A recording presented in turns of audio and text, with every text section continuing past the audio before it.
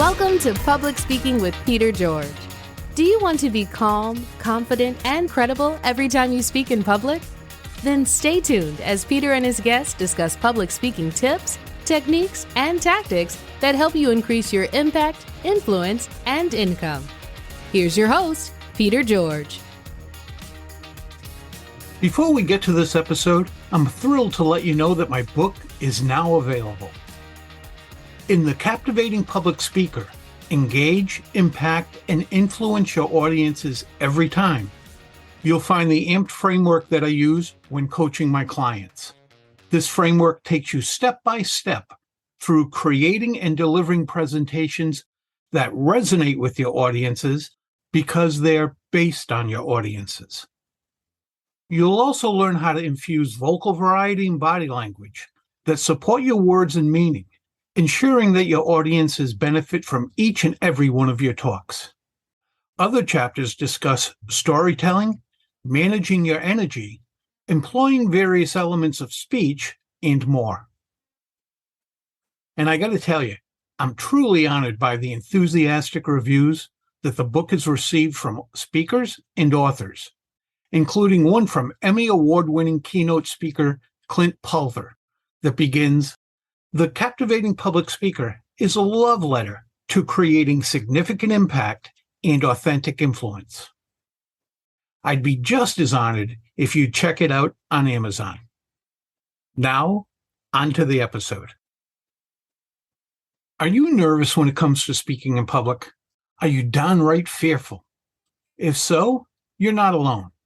But while knowing that you're not alone might be comforting to a small degree, it doesn't help you deal with the root cause. Over the years, I've had several episodes on dealing with the fear of public speaking, but in this episode, Dr. Doreen Downing takes a different approach than the others did. If you fear public speaking or not, listen in. You'll find her advice priceless. Doreen is a psychologist, founder of Essential Speaking, author of The 7 Essentials of Public Speaking, and training director of Speaking Circles International. She has over 30 years of experience working with individuals and groups. Ironically, early in her career, she was helping others overcome their fears while carrying a hidden terror of her own. She too was afraid to speak in public. Here's my conversation with Dr. Doreen Downing. Hi, Doreen. Welcome to the show. Hi, it's so good to be having another conversation with you. We spoke on my podcast at one point, and it seems like we have a lot in common. We do. I'm glad you're here. You're a trained psychologist. What made you get into helping people with their speaking anxiety? Well, it actually has two parts to the answer. I had my own early life experience where I took care of my mother, who is bipolar, and a younger sister. So I think naturally I came into this world and I had a challenge learning how to help others. Well, at some point to even just live and thrive. But to come into my work as a psychologist, I think at some point it's always been about potential. What's within us that we can have more life, more joy, more sunshine that bursts out from within. So it's not about achieving, it's about finding inside and developing your potential. So, and then to me, the third thing, I think it relates to the answer to your question is, what about speaking? Peter, we speak all day long. We do. Why is it that when we get in front of people that sometimes we choke up or get really nervous? It was just always made me so curious. Why? Well, partly it made me so curious because I suffered from public speaking anxiety. So this is a cure yourself doctor. Yeah, healer, a wounded healer, you might say. Well, I'm glad you do it because there are a lot of people out there who need help with that, specifically with that. And having trained people like you do that with them certainly benefits them and their audiences that they might otherwise never get to speak to. Absolutely. Even just in meetings, I'm not a public speaking coach as such, and I don't teach people how to make speeches and be on a platform. My expertise definitely is much more about doing the inner journey to find your voice and overcome, first you face it, but overcome whatever kind of fear that you might have about speaking. You have an update of your book coming out shortly, right? Yes. The 7 Secrets to Essential Speaking. Find your voice, change your life. And the reason why I call it essential speaking is because that's just what I've been talking about. The essence of who we are is in our potential. We have to go search for it. A lot of times people do have to go search for it. And that's my expertise, is to guide them on this inner journey to tap into and discover the more that they've left behind. So let's discuss the 7 secrets. Whoever is listening is going to see, yeah, she's so different than public speaking coach who helps people be a better speaker. What I'm doing is helping people tap into a whole new experience of themselves. And first, I would say, before I talk about the 7 secrets, because of my psychology background, I help people go to the root cause. I have lots of stories I could tell, but maybe I'll just mention mine, which was about my mother, as I mentioned earlier, was bipolar and would go into the hospital. And when she'd come back, we were staying with my grandmother. My grandmother would say, "You got to be quiet or your mother's going to go back to the hospital." So my sister and I just really shut up. That whole sense of, oh, I better not speak up because something's going to happen that's going to be really hard or painful. And I'm going to do something that's going to make this, somebody that I love go away. And so I would say what I help people do is find some of the roots. So many people say, I don't know why I get so anxious. I can show you how. I could take you there and I can help you heal some of those deeper wounds that maybe, I don't know. I know Toastmasters is great. I did it, and you could cover up and you could be great out there as a speaker. But I found that Toastmasters made me a better speaker, but I just got better at hiding. That's interesting. I won contests. Yeah, I won contests. So that's why I went on this inner journey, because, I was winning contests, but I didn't feel as authentic as I felt I could be. I'm kind of more of an introvert.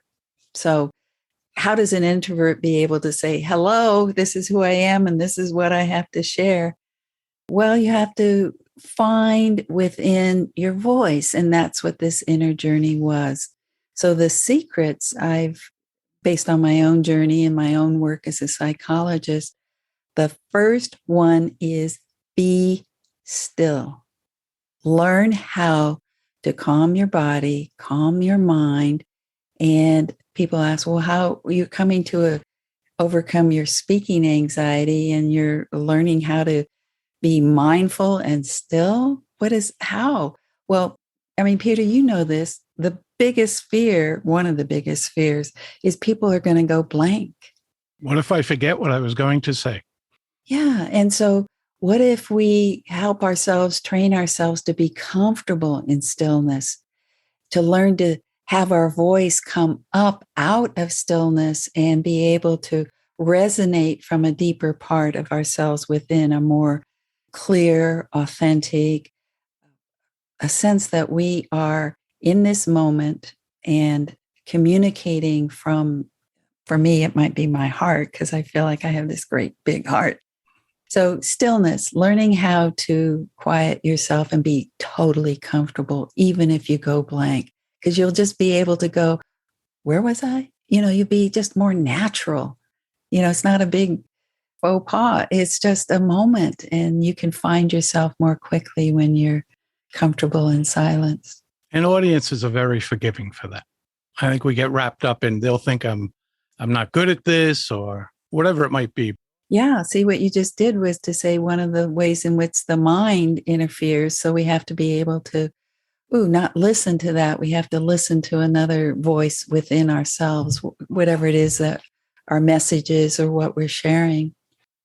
So number one is be still, as in calm your mind and calm your body. What's the second secret? Be present. And already you can see, be still, be present. As we go on, you'll see that it's all about being. It's not about speaking. So what I'm working with people is how to be comfortable being who they are, but it's a discovery process. So be present. And with anxiety, something probably happened in the past that makes you continue to be nervous, or you're projecting yourself into the future, which is making you nervous. How do you bring yourself back to right here, right now, with your listener, one person at a time, being able to feel like you're comfortable, just like when you're having a conversation one-on-one. So be present. And there are a lot of techniques about how to do that. I won't get into that today, but I think most people would understand what be present means. And isn't that what we recommend in so many different aspects of our lives, to be in the moment? What's secret number three? Well, it has to do with your eyes. I say be available. And with your eyes, people say have good eye contact. I've changed it around to make it have more of an embodied feel and goes along with my mindfulness programs. And that's be available with your eyes. And I say presence, eye presence, not eye contact. And I have people soften their eyes. So who's ever listening right now, take a breath, soften your eyes, and you'll notice that your cheeks and your shoulders drop. And it's the quickest technique to get more relaxed when you start to feel nervous about speaking is have your eyes be softly available. So you let people in and you're able to look at people because it's almost like a welcome and a greeting, as opposed to sometimes that eye contact has kind of a harsher stare. I like that. I've never heard it put that way before, and I like that a lot. Yeah, it's a new twist on eye contact. How about number four? Be attuned. That means be the biggest listener in the room. And I think there's a whole dynamic when we're thinking of ourselves as speakers that we go into some other kind of mode as opposed to when we're listening. Don't you think that when we listen, we relax and we open up and we're taking in? How do you do that when you're in the middle of a spotlight, with all eyes on you? How do you become a listener? Well, that's part of what I train people to do is learn how to be already the stillness we've talked about, the presence, having soft eyes. And now we're adding listening. How do you listen to others listening to you? It's a training. How do you see that the person is actually available to you for your words? Otherwise, you're just splattering your words around if you don't really have a sense that you're engaging with people. And how do you do that? You make them feel like you're listening to them. And that has to do with the soft eyes, but it also has to do with you dropping down in a quieter place and opening your heart to the listener and feeling like you're really glad you guys are together and able to let that person know that you're paying attention to them, one person at a time. So you're not paying attention to one unit, the crowd, you're paying attention to one person at a time. Which is essential to do that. It's critical. Oh, you know it. I don't think a lot of people, nervous or otherwise, think about listening when they're giving a presentation. When you say that to someone for the first time, what's the normal reaction? Do they ask, how am I supposed to listen if I'm the one speaking? Yes, that's the hardest one I teach. But once people get it, it's kind of like an example where when I do groups, the first thing I do when I ask people to introduce themselves is to stay in the listening. Don't go to and practice and rehearse and not listen to people. So that's the first time to that inner muscle of just staying in the listening, trusting that when it gets to you, you know your name, you know what you do, and you could share it. It takes practice. And then the other example I use is look at the person and see that it would be like they had an empty glass, and your words are like what you're going to pour into that glass. And are you really noticing that they're available to you? So, yeah, it is. I would say that that's the most challenging thing for people is how do I listen to people when I'm speaking? So far, we have be still, be present, be available, be attuned. What's your fifth secret? Connection. So that's be connected, because that's what we're talking about is a connection to the self, the who you are. Whoops. Five. Five is be positive. Let me go back to that one, because what you're connecting to is to be positive. And it isn't just having a smile. Of course, a smile is always wonderful to see on somebody who has the spotlight on them. It's really engaging. So, but it's more than just turning up the corners of your mouth. It's connecting, because the work is about this inner greatness, this inner magnificence, this inner beauty that is within you, connecting to that. And so, but first you have to affirm it. There's lots of ways that, people deny their own wonderful spirit. And it's kind of sad. That's what I want for people. I want them to wake up to how brilliant they have. And it's like there's a jewel inside. For me, I call it like on one side, there's a facet. On another side, there's another facet. So that the jewel shines. And there are people who see one part of it. Another person sees another aspect of it. Like somebody might say, they're really glowing. Oh, they're really engaging. Oh, they're really warm. But the positive spirit inside, you might say we carry our own sunshine all the time. That's the sense. Knowing you've got the depth of the inner radiance that reaches people. So that's number 5. So when people go through this transformation, you help them along the way. What do you see as that feeling that they get? Is it confidence? Is it feeling something they didn't know they could achieve? Both great. You just answered 2 answers there. Fabulous answers. Because, people are going for confidence, but what does that actually mean? But I think that being who you are and finally knowing who you are at the very deepest level, grounded, still connected to it, feels like that's where your voice comes from down within, not so much in your script or your head, but like, maybe really, really far in there of who you are meant to be and why you're even in whatever situation you happen to be. Okay, number 6. 6 was be connected. And be connected to what? Be connected to that, what we're talking about, the most positive essence of who you are. But what's secretive about this to me is when you look out, when people learn that inside every single listener, well, most likely, if they're listening to you, they want to be there, but there is a goodness. You could say, magnificence, but if we just start with look for the good in people, and it isn't a surface thing. It's an intuitive kind of practice to learn to look at your listeners with what you like best about them. And how do you do that in a silent way? Because they're just sitting in an audience. I'll just go as deep as I can right here. Love. You look at them and you love them. And when love comes out of your heart and your essence and your eyes, and you're loving your listener, even if you're giving a very technical report, it feels like you can do it in at least a more human and a more connected and genuine way. And so that's what connection is that it's connected to yourself, connected to this now moment, and fully expanded and connected to your listener.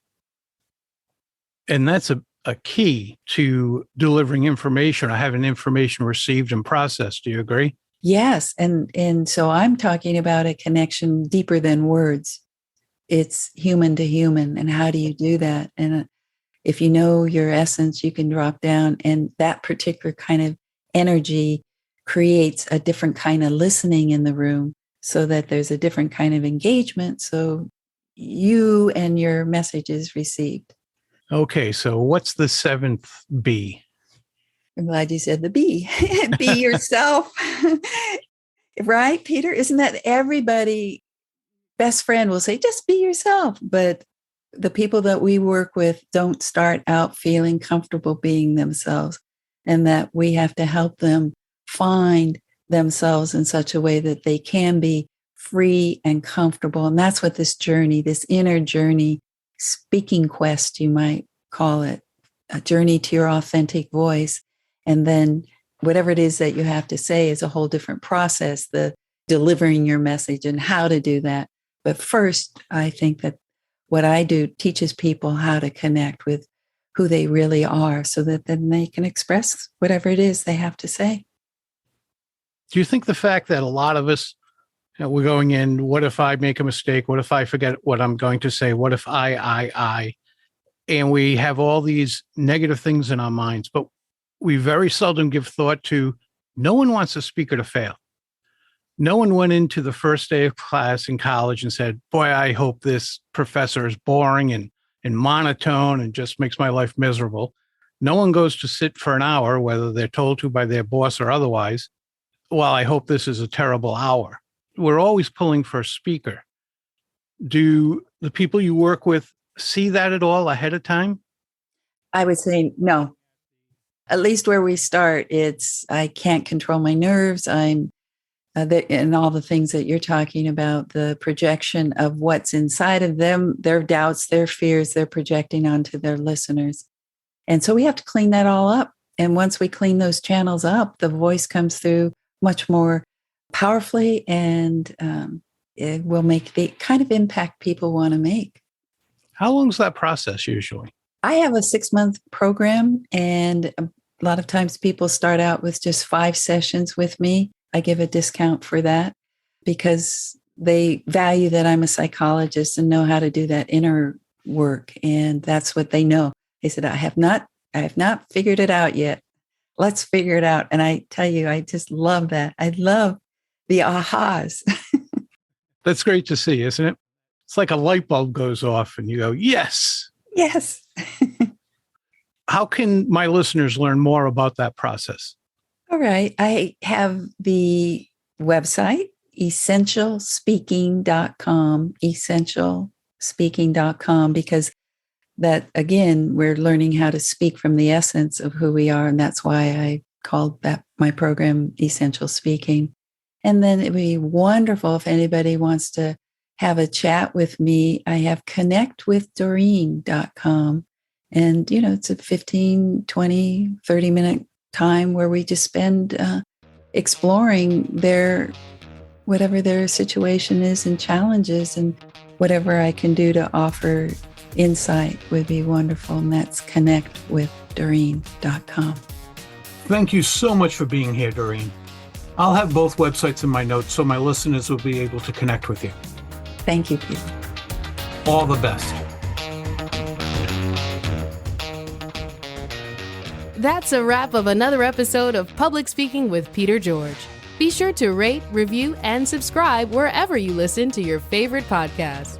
Tune in Monday when you'll hear another episode of Public Speaking with Peter George, and again Thursday for your next episode of Quick Bites, public speaking tips and techniques you can digest in 5 minutes or less. Until next time, remember, when it comes to speaking in public, you've got this.